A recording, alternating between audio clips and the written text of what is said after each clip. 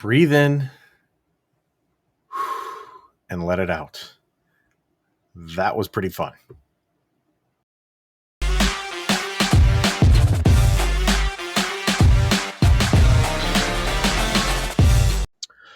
All right, everybody, welcome to the Locked On Avalanche podcast, part of the Locked On Podcast Network, your team every day. I am your host, Chris Maselli, with another episode of the podcast dedicated to your Colorado Avalanche.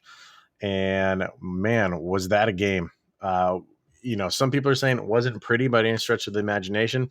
No, I mean, when you have a game that's kind of like a shootout like that, there's going to be some parts of the game that aren't pretty. But the Avs found themselves in a dogfight. We'll go over all of it because wow, I mean that to me that was an exciting game. So we'll talk about it. First things first. Thank you for making this your first listen of the day. That is always appreciated. Follow the show on social media outlets, LOPN_Avalanche on Twitter. Locked On Avalanche on Instagram. Send questions, comments, concerns, opinions to lockedonavalanche@gmail.com and follow and subscribe to the show's YouTube channel over on YouTube. In the end, it's a win. So that's really all that matters. 7-5 for the Avs. Back in fourth game, and you felt really good about the Avs. You've been playing well, and you've been scoring a lot of goals, and you've been holding the opponent to not a lot of goals. And you're going up against a team that hasn't played because last week got canceled for them because of COVID. And on top of that, they're, not the upper echelon of teams in the league. They're an up and coming team. They're a young team. But this is why hockey is a great game, because you never know when a team like that can play with the big guys. And that's what we saw last night in Ottawa. And it couldn't have started out any better for the Avs. They got a goal less than a minute into the game. Maybe we're getting up the stats here. Valnichuskin, 50 seconds into the game. And for those 50 seconds, it was all Avalanche. They won the opening faceoff, got into the offensive zone, and they didn't let up until Nichushkin got that goal. So after that, I know it's only one shift, but you're like, man, this is lining up exactly where we think it's going. And Ottawa didn't cave. They didn't give up. It's 2-2 by the end of the first. And a lot of back and forth, and I give a lot of credit to Ottawa. Because they could have just used this game as a game to kind of just get back into the flow of things, but credit them for not doing that and just basically saying like, no, like we can't do that, even though we're not expected to push for much this year, even like a playoff spot. This is where for them, that I think that's a character builder for the Ottawa Senators. Had they won, would have even been more so. But to go into Denver, which is a tough place to play when you haven't played in as long as they haven't played, a week off, it's not like I'm saying they have the whole month off, but you thought maybe the way that it started for them, again, not that they would cave, but they would say like, okay, well, this is going to be a tough go of it, and we'll give it the old college try. But they didn't. And so, yeah, I give them credit. But the Avalanche found themselves in a fight, and I give them credit as well, because this is what you're going to get from teams. A team like Ottawa going up against a team like the Avalanche, they're going to kind of rank themselves on how they face off against a team like the Avalanche. And again, while they're disappointed that they probably lost, they're probably saying like, we hung with them for a while and we came back. And for the Avs, you're saying like, this team gave us all that they could and we had to come back. And the Avs were down. They were down in the third. A power play goal gave Ottawa the lead, but there was so much time left when that happened. You kind of felt like there's no way the score is staying like this. What was that? I think it was 5-4 when that happened. And you were like, there's way too much time. That happened. Where's a minute and 3 seconds into the third. So you were like, yeah, that's it. 1, 2, 3. So it was 4-3 at that point. Sorry. And you were like, no, way too much is happening in this game for it to stay at that. And it didn't. Individually, the two guys that stand out clearly are Nazem Kadri and Cale Makar.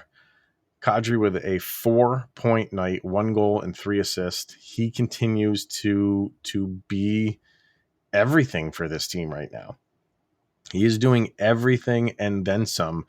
This is by far the best start that he's ever had for this team. And I didn't dive into his whole career. Probably is for his career right now. He's playing fantastic. And I know that rubs so many people the wrong way because he's that guy that so many people hate. What's he got? 23 points on the season right now. He's that player. When he's on your team, you love him. When he's not on your team, you absolutely hate him. So for 31 other fan bases right now, they hate this stuff. They hate when guys like him get on a run. But for us, it's great. It's great. So he is playing out of his mind right now. And the other one who is hitting his stride, and that is a dangerous thing for the rest of the league, is Cale Makar. 2 more goals for him tonight. That's 2 games in a row where he scored 2 games.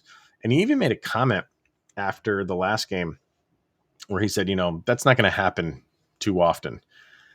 Well, he did it 2 days in a row, Cale. So 2 games in a row anyway. So he's right. I mean, you don't expect defensemen to kind of go off on scoring sprees like he does, but he's different. He's a different animal. He's a different type of hockey player. And man, is he exciting to watch. So, a lot to get to. Even, I mean, like I said in the beginning, when you have this much scoring, there's going to be good and there is going to be some bad. And we'll get into the bad, which probably are shouting, Darcy Kuemper. We'll talk about it. But first, we are going to hear from Built Bar and BuiltBar.com. And we now have Thanksgiving around the corner. I mean, it's Thanksgiving week. So if you are the type of person who is saying, I am going to start my diet, you can start it right now and put down the pie on Thanksgiving Day. I know that is so difficult to do, and maybe pick up a Built Bar, because a slice of pie can have anywhere from 300 calories on up, while a Built Bar has only 130 calories while having 4 grams of sugar and plenty of protein. They are low calorie, low carb, low fat, and high protein. And even with all that, they are still covered in 100% real chocolate. Built Bar is a great option for when you're hungry.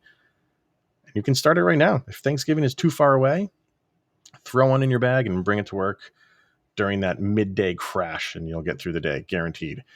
So go to BuiltBar.com right now. Use the promo code LOCKED15, and you'll get 15% off of your order. Once again, that promo code is LOCKED15 for 15% off at BuiltBar.com.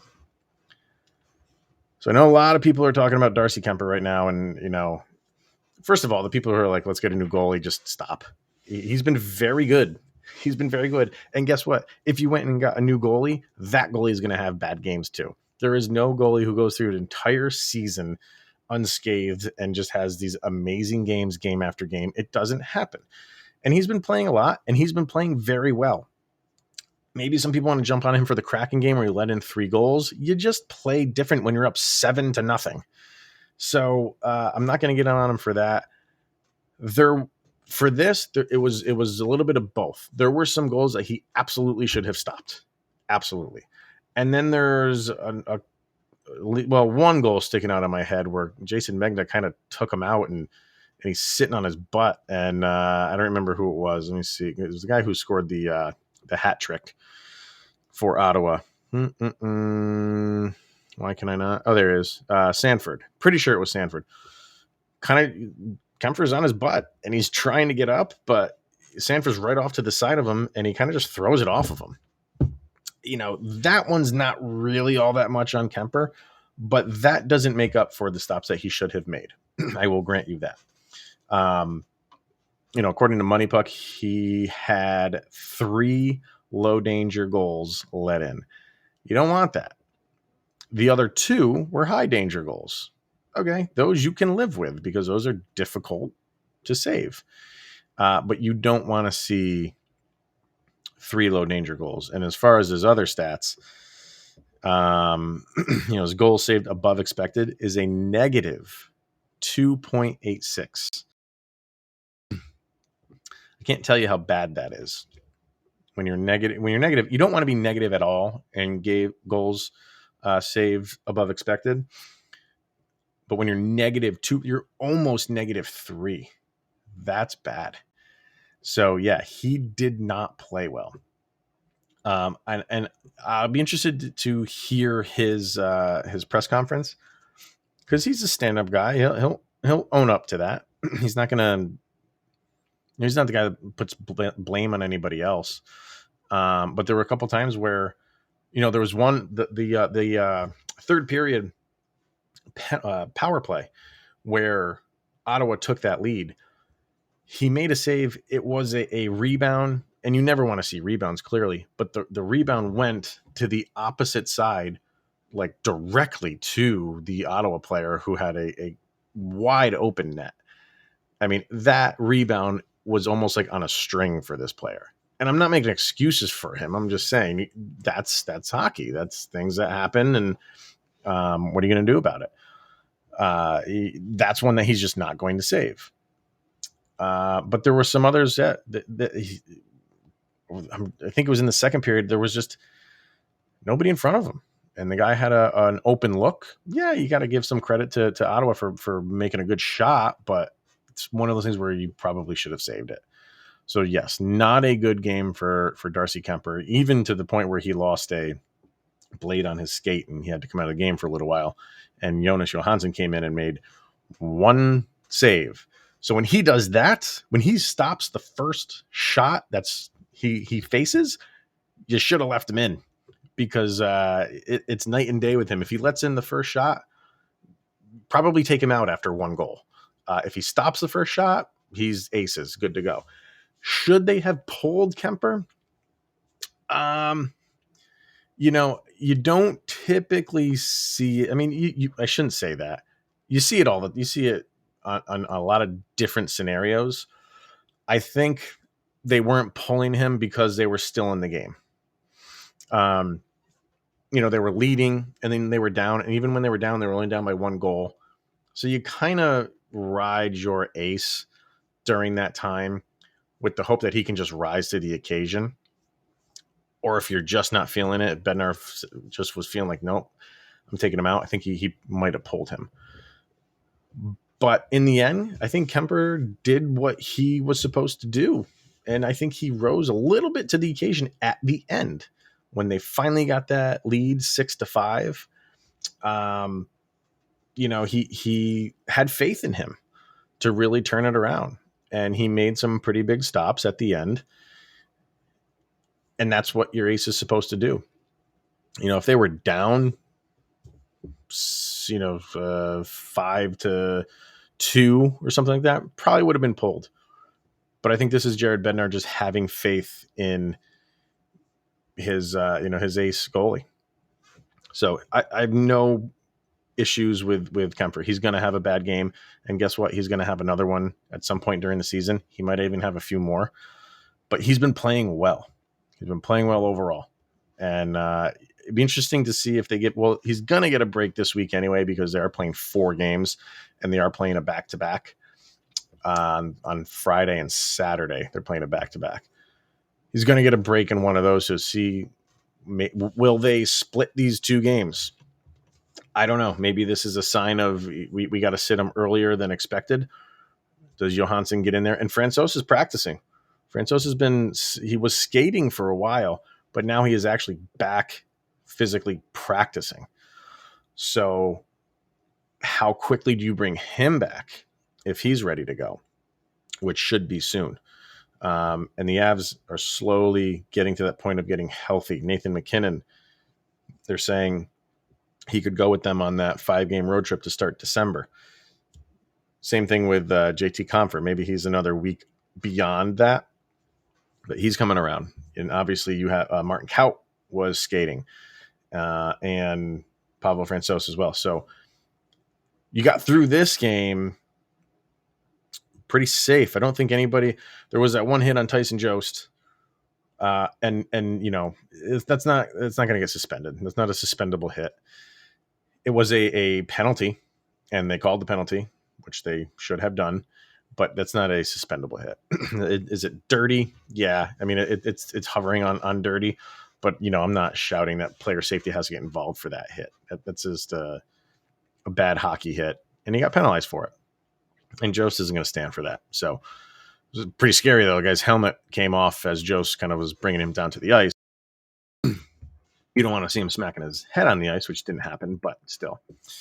Yeah, so Kuemper, getting back to him. All right. Oh, and to go off of almost injuries, I don't know if you guys were watching on Altitude. Eric Johnson almost kicked Cale Makar in the face with his skate as he's going over the boards from the bench to the ice. I don't know if he tripped a little bit or if he didn't have his balance going over the boards, but his skate came up. And if you've ever seen the movie Blades of Glory, when that skate at the end comes right across his face, so close to it, it was something like that. Very, very scary moment there. And that's what you don't want. I mean, if that led to Cale Makar getting sliced and missing games, you throw your hands up and you say, what other ways can Avalanche players get injured? It's crazy. But it was close. There was no blood. I mean, it seemed like it did come close to his face. But one of those, you're just holding your breath when it happened. So anyway, I keep trying to get back to Darcy Kuemper, but it's okay for the people who are saying like, you know, oh, I'm not impressed by Kuemper. This is, you know, the game that you might hang your hat on, but you're forgetting about the past handful of games. Look, like we got 5 in a row. And he's played in all of those. So, you know, the Avs are outscoring these teams. I don't think they've scored less than 5 in any of these games. I'm thinking going off the top of my head. But their offense is coming along, and their defense is starting. Their defense is playing better, but they still have those lapses. Overall, Avs with 40 shots on goal while holding Ottawa to 21. So that's good. But the Senators got the Avs on the power play. They were 2 out of 3 on the power play, while the Avalanche were 1 out of 4. But it looked better. And I shouldn't even say it looked better as if it hasn't been. It's been phenomenal the past handful of games. And in this game, you know, 1 for 4, but every power play seemed like it generated opportunities and chances, and they just couldn't get it in. One in particular, the front or the first line was on there for maybe a minute and 30, 40 seconds of the power play. They kept the puck in the zone the entire time for the most part, just couldn't get a goal. So again, good things, bad things. I think the good gets highlighted more when you win. If the Avs had lost this game, especially to the opponent that they're losing to, coming off of not playing, Avalanche fans would be livid right now. But bottom line, that was just an exciting game. It was an exciting hockey game, and this is kind of why I love hockey, because you know, this is what can happen. Teams that are struggling teams and not expected to compete for a playoff position can give the teams that are a Stanley Cup favorite a run. And that's exactly what happened. A couple of things to get to, and then we'll call it a day. But we're going to talk about Bet Online. And we talked about Thanksgiving and what you can do with Built Bar. And you know what comes with Thanksgiving, and that is football. Nothing goes better with football than turkey and betting. And BetOnline has you covered all holiday season. More prop bets, odds, and lines than ever before. BetOnline remains your number one spot for all of the sports action this Thanksgiving. Head to our new updated desktop and mobile websites to sign up today and receive a 50% welcome bonus with the promo code Locked On to receive your bonus. And it's not just all football. BetOnline has a pro and college basketball, the NHL, obviously, boxing, and UFC, even your favorite Vegas casino games. Don't wait to take advantage of all the amazing offers available for the 2021 season. BetOnline is the fastest and easiest way to bet on all of your favorite sports. And we are stuffed with deals this Thanksgiving at betonline.ag. A lot of people were commenting about the Andre Burakovsky assist that went to, well, he carried the puck into the zone and then kind of had a drop back pass to Kadri, who fed Taves for the goal, which that one made it, let me see here, 3-2 Avs. That was the beginning of the second period. A lot of people were shouting online that was offsides on Burakovsky, and it's not. The rule. A lot of people think that the puck has to enter the zone first. Yeah, it does. If the player possessing the puck is in control of the puck, his feet can go into the offensive zone before the puck gets there, and then he can bring it in. That's okay, and that's exactly what happened. I think people they saw that and they were like, well, that's offsides. And they saw the Ottawa bench looking at their tablets, maybe wanting to challenge it. And eventually they didn't. And I don't think they were looking, maybe they were. I mean, no, they maybe were looking at if the play was offsides, but they were probably also looking at Taves if he kicked it in, because it was a bang, bang play. It was a perfectly timed play where he's stopping, as the puck is being passed to him with his stick going towards the goal. So it was one of those things where it could have hit his skates. Even if it did, he wasn't in a kicking motion. He was stopping. So I think, I'm sure Senators were doing their due diligence, looking at if it was offsides, which it was not, because he's in control of the puck and his skates went over first. That is okay. And if it was a kick, and neither one of those true, and they didn't even bother to challenge it. So yeah, that's what's going on with that. Some other player notes here. The game winner, we haven't talked about it, was Alex Newhook.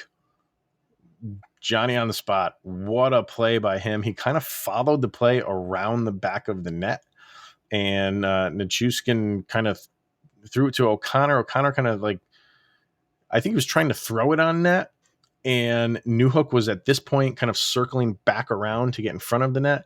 And it was so quick where he just kicked it to his blade of his stick and fired it in. I mean, it was beautiful. And if you're listening to this and you've watched it, you know exactly what I'm talking about. If you haven't watched it for whatever reason yet, I mean, that for someone of his age to really be in that much control of the play is very impressive. I was very impressed by that play for Alex Newhook, and that was something that they want to see from him. It was almost like he stuck with the play, just went from skate to stick in the blink of an eye and put it home. And you got to be happy for him to not only get that goal, which is his second, but a game winner. That's got to feel good for him. Jason Megna had a very nice breakaway. He showed some speed and kind of split defenders and thought he had a breakaway chance, but couldn't get it on net. Another shorthanded opportunity for Logan O'Connor, and the puck kind of rolled on him when he went to his backhand. But man, him on the power or on the penalty kill is exciting because he takes calculated chances. It's not like he's out there just cherry picking. He's smart, and it's almost like if a player on the opposing team is going to telegraph a pass, he will see it coming a mile away, or his own guys. If his own guys collect the puck and he sees a seam, it's like they're on the same page. So they have a deadly penalty kill, and not just in killing the penalty, in potentially scoring. So, which is always very nice to have, but he had another opportunity.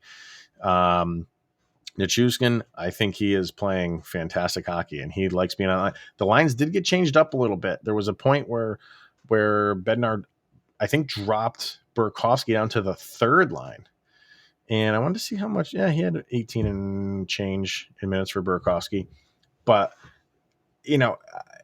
people want to kind of say Bednar doesn't really make adjustments. This game was all adjustments outside of the goalie thing. If you want to say, well, he didn't change the goalie, whatever. But he was making line changes all the time. So who else? Helm. I think Helm is just playing solid hockey. It's not showing up on the stat sheet. We talked about Megna. He had that one good play, but then he had the bad play where he kind of tripped up his own goalie, which led to a goal.